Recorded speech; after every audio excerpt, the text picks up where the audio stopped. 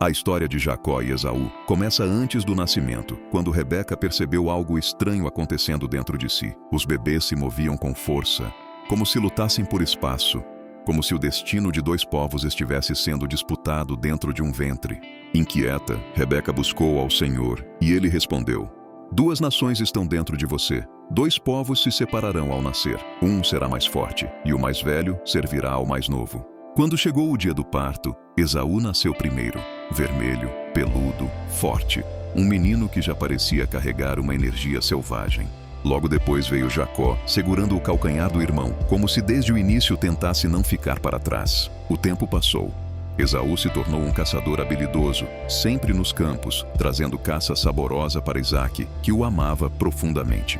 Jacó era diferente. Quieto, observador, preferia estar entre as tendas, perto de Rebeca, ouvindo histórias, aprendendo sobre Deus e sobre a promessa feita à família. Dois irmãos, dois temperamentos, duas histórias prontas para colidir. Um dia, Esaú voltou do campo exausto, o corpo pesado, a respiração curta, a fome dominando qualquer pensamento. Ao se aproximar da tenda, ele sentiu o cheiro do ensopado que Jacó preparava, quente, vermelho, perfumado. "Deixe-me comer um pouco desse ensopado. Estou morrendo de fome", disse Esaú. Jacó olhou para ele e viu ali uma oportunidade que mudaria o futuro. "Venda-me primeiro o seu direito de primogenitura." O direito de primogenitura era muito mais do que um título. Era a bênção do pai, a liderança da família, a herança dobrada, a linha direta da promessa de Deus para aquela casa. Mas Esaú, dominado pela fome, respondeu: "Estou morrendo. De que me vale esse direito?" E diante de um prato de comida, ele assinou em silêncio a perda do que tinha de mais precioso. Jacó não tomou a força. Esaú desprezou o que tinha. O tempo passou. As rugas de Isaque aumentaram, sua visão diminuiu, sua força se esvaiu. Ele sabia que seu fim se aproximava. Chamou Esaú em segredo e disse: "Meu filho, vá ao campo, casse algo para mim e prepare a refeição que eu amo. Depois disso, eu o abençoarei antes de morrer." Rebeca ouviu, e o coração dela disparou. Ela lembrava da palavra de Deus: o mais velho serviria ao mais novo. Para ela, aquilo não era apenas uma escolha de preferência de pai. Era uma tentativa de abençoar o filho errado, na direção contrária ao que Deus havia dito. Ela correu até Jacó. "Ouça o que vou dizer. Seu pai vai abençoar Esaú, mas a bênção pertence a você. Traga 2 cabritos. Eu vou preparar a comida do jeito que seu pai gosta, e você levará a refeição para receber a bênção." Jacó ficou tenso. "Esaú é peludo. Eu não. Se meu pai me tocar, vai descobrir. Ele não vai me abençoar, vai me amaldiçoar." Mas Rebeca respondeu com firmeza: "Que a maldição caia sobre mim. Apenas faça o que eu digo." Ela pegou as melhores roupas de Esaú e colocou em Jacó para que o cheiro dele fosse o cheiro dos campos. Depois, cobriu seus braços e pescoço com peles de cabrito, imitando a pele áspera do irmão.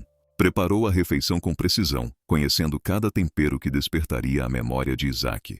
Jacó entrou na tenda, com o prato nas mãos e o coração acelerado. "Meu pai." "Quem é você, meu filho?" perguntou Isaque com a voz fraca. Jacó respirou fundo. "Sou Esaú, seu primogênito. Fiz como o Senhor pediu. Levante-se, coma da caça e me abençoe." Isaque estranhou a rapidez. "Como encontrou a caça tão depressa, meu filho?" Jacó respondeu: "O Senhor, o seu Deus, fez com que eu a encontrasse." Isaque pediu que ele se aproximasse. Tocou seus braços cobertos de pele, cheirou suas roupas. A voz é de Jacó, mas as mãos são de Esaú. A dúvida ainda existia, mas a sensação venceu. Isaque comeu, bebeu, e então chamou o filho mais perto. Jacó se aproximou, e o pai colocou as mãos sobre ele, declarando palavras que não voltariam atrás. "Que Deus lhe dê o orvalho do céu e a riqueza da terra, trigo e vinho em abundância. Que os povos o sirvam e nações se curvem diante de você. Seja senhor de seus irmãos, e que maldito seja quem o amaldiçoar, e bendito quem o abençoar." Era feito. A bênção tinha sido lançada sobre Jacó como um selo que não se pode quebrar. Jacó saiu. Pouco tempo depois, Esaú entrou, radiante, com a caça preparada. "Pai, levante-se e coma da caça que preparei." Isaque estremeceu por dentro. "Quem é você?" "Sou Esaú, o seu filho mais velho." O silêncio na tenda ficou pesado. Isaque tremeu intensamente. "Então, quem foi que trouxe a comida antes? Eu comi e o abençoei, e ele será abençoado." Esaú gritou com uma dor que vinha do fundo da alma. "Pai, abençoe também a mim." Mas não havia outra bênção igual. Havia consequência, havia perda. A dor logo virou raiva. Esaú passou a alimentar um pensamento: quando meu pai morrer, eu vou matar Jacó. Rebeca soube. Chamou Jacó com urgência. Seu irmão quer sua vida. Fuja, vá para a casa de meu irmão Labão. Fique lá até que a ira dele passe. Você não pode ficar aqui. Jacó deixou sua casa, seu pai, sua mãe, tudo o que conhecia. Saiu carregando nada além de um cajado, o peso de uma culpa e uma bênção que ainda não entendia direito. Naquela noite, sozinho no deserto, ele deitou no chão e usou uma pedra como travesseiro. O céu estava aberto, silencioso, enorme. Jacó talvez se sentisse pequeno, dividido entre o medo do passado e a incerteza do futuro. Foi ali, nesse cenário simples e duro, que Deus falou com ele. Em sonho, Jacó viu uma escada que ligava a terra ao céu. Anjos subiam e desciam por ela. E no alto, o Senhor disse: Eu sou o Deus de Abraão e de Isaque. Eu estou com você, vou guardar a sua vida por onde quer que você for. E trarei você de volta para esta terra. Não deixarei de cumprir nada do que prometi. Jacó acordou assustado, mas algo dentro dele tinha mudado. Ele não era apenas um fugitivo, não era apenas o irmão que enganou.